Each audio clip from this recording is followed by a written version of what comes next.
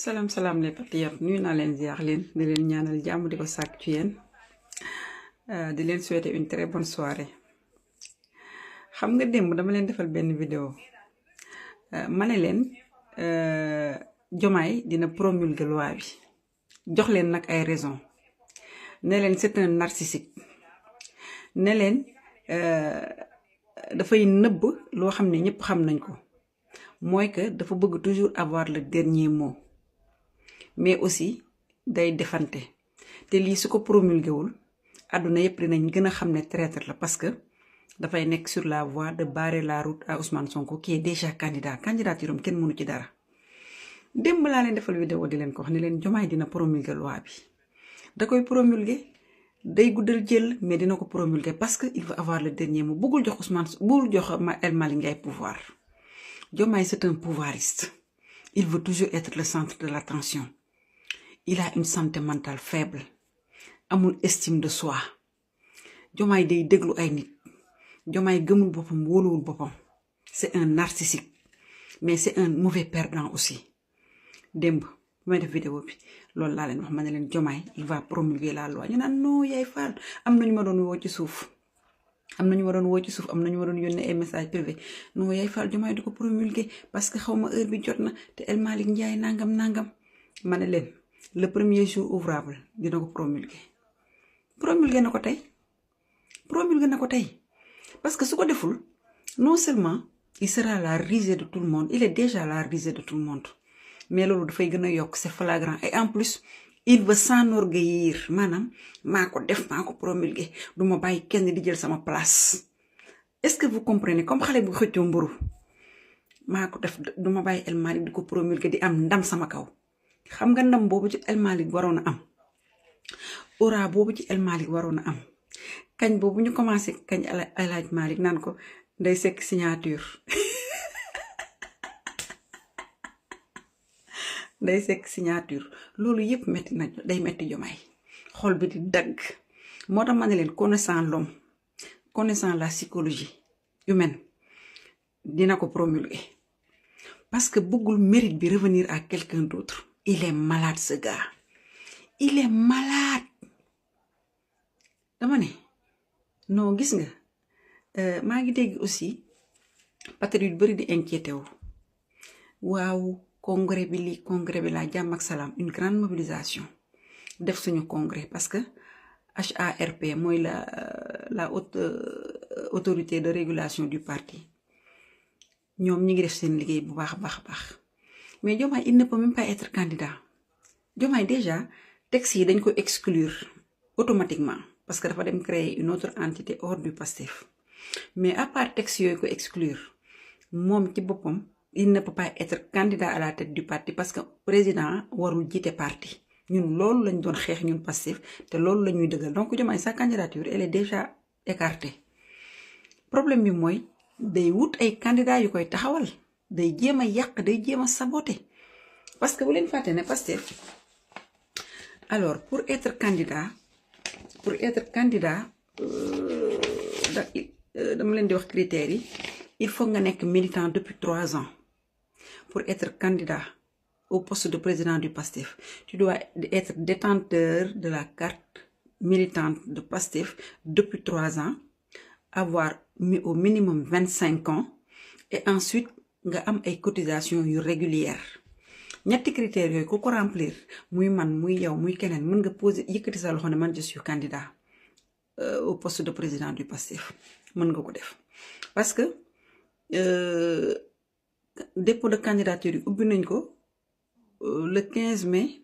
minuit la ubbi mi ngi tëj le 20 mai à 12h mën nga yónnee email comme mën nga dem ci siège ba Sacré-Cœur nga déposer sa candidature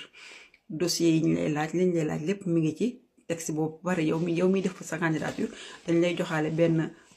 bordereau boo xam ne lépp daf ciy nekk waaye lu ci gën a neex mooy Diomaye non seulement du mënul nekk candidat mais dafay yónni ñu saboter affaire bi mais man xam nga Pastef ba mu dee Pastef ba léegi kenn mësu ko renouveler parce que en 2014 bi ñu créé Pastef 2020 la ñu waroon na def le 2e congrès 2020 fekk na ñu nekk ci ay jalt ak Macky Sall 2020 21 22 23 24 ba bi ñu ñëwee à la présidence donc 2020 ak 2026 mooy deuxième mandat président Ousmane Sonko normalement waruñu ko calculer parce que mandat la boo xam ne dafa bëri woon coow mais le congrès est souverain mais man li may xalaat parce que Ousmane Sonko dafa bëri ay charge Pastef nag ñun patriotes yi Ousmane Sonko dong lañ bëgg mu jiite ko bëgguñu keneen jiite ko waaye Ousmane Sonko dafa yéeme mën naa ñëw ba ci biir ne damay proposer candidat billahi il faut s'attendre à tout ku seetlu dafa yéeme de mën nañoo toog di xaar mu ñëw congrès bi plébiscité ko mu ne man j'ai un candidat ñëw tegal ñu fa benn nit Ousmane ngir yàlla surprise boobu moom bëgguñu ko may ñu jàmm rek nga dimbali ñu suñu parti bi yoral ñu ko ba nga nekk à la présidence soo accéder à la présidence nga bàyyi parti bi mais bul joxe parti bi ngir yàlla soo ko joxee tu vas créer des frustrations soo ko joxee am dina am ñu mer soo ko joxee dina am ñu génn parti bi soo ko joxee dina créer des remous dans le parti on ne sait pas le moment mais sincèrement Ousmane c'est pas le moment parti bi bu ko dénk kenn téyel ko sa bopp léegi nag il va falloir que le congrès change les textes du parti il va falloir que le congrès change les textes du parti c'est parce que ce serait un référendum du parti ñu wax ne le président peut briguer selon les atténuantes yi nga xam ne dañ koy teg par rapport ak ce qu'on a vécu depuis 2020 2019 ba 2021 24 deuxième mandat boobu day caduc duñ ko considérer le président a son second mandat à partir de 2026 parce que bëgguñu kenn jiite Pastef lu ëpp 2 mandats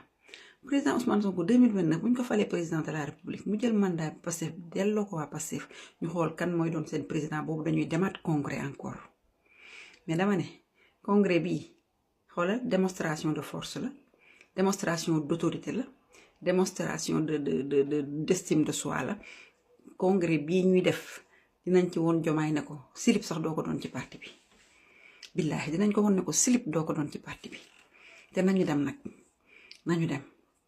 maa ngi ñëwaat léegi wax leen ci kaawu Ndiaga Seck parce que foog naa def naa ci benn vidéo ci suba leeralal leen ko actuellement fi may wax ak yéen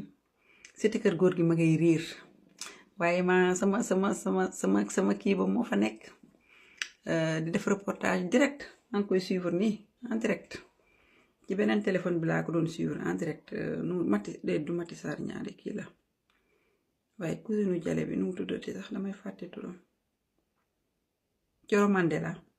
Coro Mandela moo nekk cité kër góor gi en direct parce que Ousmane Sonko dafa convoqué une réunion de ses lieutenants le bureau politique je pense parce que le bureau politique ak ñeneen membres yi nga xam ne ce sont des membres influents ku mel ne Yacine Fall sànq bi mu wàcc ci oto maa ngi koy gis El Malick Ndiaye ma nga fa Birame Souleye Diop ma nga fa Daouda Ngom le ministre de l'éducation nationale ma nga fa de l'enseignement supérieur ma nga fa ak ñeneen le parti Pastef est un parti extraordinaire et différent des autres partis le parti Pastef est un parti unique le seul parti que depuis bañ ko créé dafay def son rapport annuel di ko déposer sur la table du ministre de l'Intérieur le seul parti boo xam ne dañuy waxtaan dafay am conclave dañuy formé wu dañuy waxtaan ak base bi dañuy trouver ay solutions mais aussi dañuy trouver ay consensus loolu mooy Pastef parti xam-xam la parti waxante dëgg la amul tabou ñëpp dañuy ku nekk dangay wax lu la naqari ñu teg ko ci taabal ji Pastef loolu moo tax peuple sénégalais jox ko bopp parce que dafa ñëw def une révolution au niveau de la politique loolu moo tax nit ñi bëgg ko te loolu waruñu ko wàcc tey nag dinañ xaar lu mu guddi pour ñu xam lan moo jóge ci réunion bi nga xam ne conclave bi nga xam ne ñu ngi ko doon def cité kër góor gi waaye Ousmane Sonko yaay gor am nga sa petit palais pourtant am nga sa salle de réunion bu rëy bu la neexoon nga woo sa waa parti foofu mais li nga ne Sénégal ngay liggéeyal chaque jour nga ñuy won ne yaa ngi koy dëggal doo utiliser courant askan bi doo utiliser localu askan bi doo utiliser moomeelu askan bi pour def sa réunion politique moo tax nga dem ba sa biir kër nga def ko fa gàcce nga laa ma yow chaque jour rek ngay poser acte yoo xam ne dañ lay gën a bëgg dañ lay gën a naw dañ lay gën a fonk jaaraama Sonko yaabu yaa bëgg Sénégal te bëggantu woo ko yaay gor li nga waxante woon ak askan bi ba ñu jox la 54% ci loolu rek nga nekk wàcce ko ba léegi yal na la yàlla